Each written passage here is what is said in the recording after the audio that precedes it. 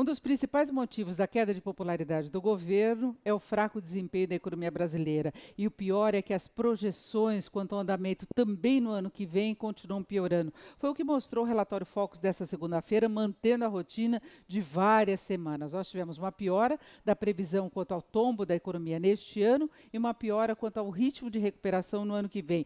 O mercado prevê para este ano uma retração de 3,48%, portanto, de novo se aproximando dos 3,5% de queda da atividade econômica, e no ano que vem uma expansão de apenas 0,7%, seria uma recuperação marginal, apenas estatística, que não faz muita diferença na percepção geral do andamento mesmo da economia, do que afeta a população em geral. O que nós temos de dado positivo, por enquanto, é a queda da inflação, que esse é um dado concreto e, curiosamente, a população não tem ainda uma percepção de que isso está ocorrendo. O problema é que vem de um histórico de perda de poder de compra, ao desemprego em alta, nós tivemos uma perda importante também de rendimento em função do histórico de reajustes salariais menores. Então, houve uma inflação acumulada que pesou demais o poder de compra da população. Então, agora, os índices estão em queda, mas isso não faz tanta diferença assim, porque já há uma situação de aperto de poder de compra mesmo. Mas o fato é que o IPCA, o índice oficial de inflação, está em queda.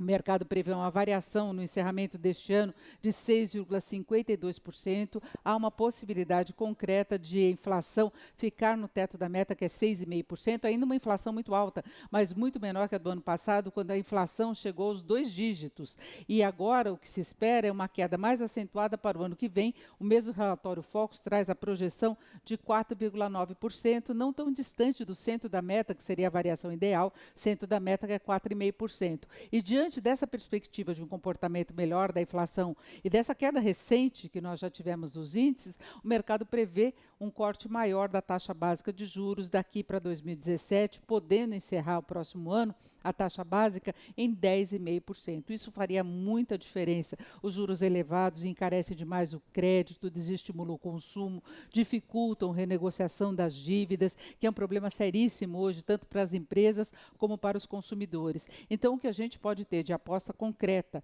em relação a 2017, numa possível melhoria de cenário, é exatamente essa queda da inflação, que deve vir acompanhada de uma queda dos juros. Só que o governo, com a queda de popularidade, com as delações que batem direto no partido do governo e batem no próprio núcleo do governo, deve anunciar ainda nesta semana medidas de estímulo à atividade econômica. São medidas que isoladamente podem ter pouco impacto, mas há necessidade sim de o governo cuidar mais da microeconomia, do ambiente de negócios, de medidas pontuais que possam desafogar esse aperto todo que nós temos, que piora muito a perspectiva de uma recuperação no ano que vem. Claro que nós temos ações macroeconômicas que podem surtir muito mais efeito. É o caso do ajuste das contas públicas, que mexe muito com credibilidade, com a capacidade de o país atrair investimentos. Tem o programa de concessões, que o governo ainda está devendo uma agilidade maior na liberação mesmo das licitações, dos editais, para que possa tornar realidade os planos que já apresentou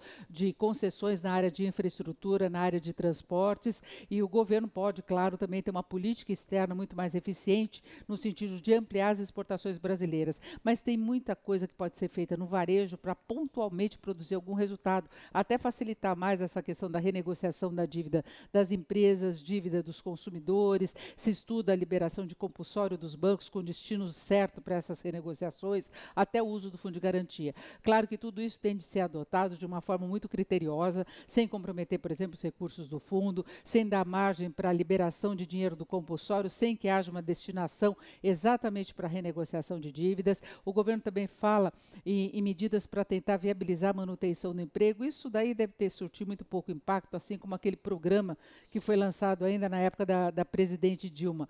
Mas o conjunto das ações pode criar um ambiente melhor, e é tudo o que o Brasil precisa. E o governo também precisa disso, porque a popularidade está caindo, ele está mais fragilizado com as delações, tende a ficar ainda mais fragilizado, porque as delações só começaram no caso da Odebrecht, e ainda pode sair muita coisa que fragiliza o governo, fragiliza também o Congresso. O governo vai ter o grande desafio no ano que vem, que é a aprovação da reforma da Previdência, vai exigir uma negociação muito ampla com o Congresso, com toda a sociedade. Então é importante que ele mostre serviço, e ele não está mostrando muito. A PEC dos gastos gastos, que deve ter a tramitação concluída nessa semana, é um avanço importante. Agora, o governo não pode focar toda a agenda apenas no ajuste fiscal. Ele tem de mostrar algum resultado até para diminuir essa fragilidade toda dele.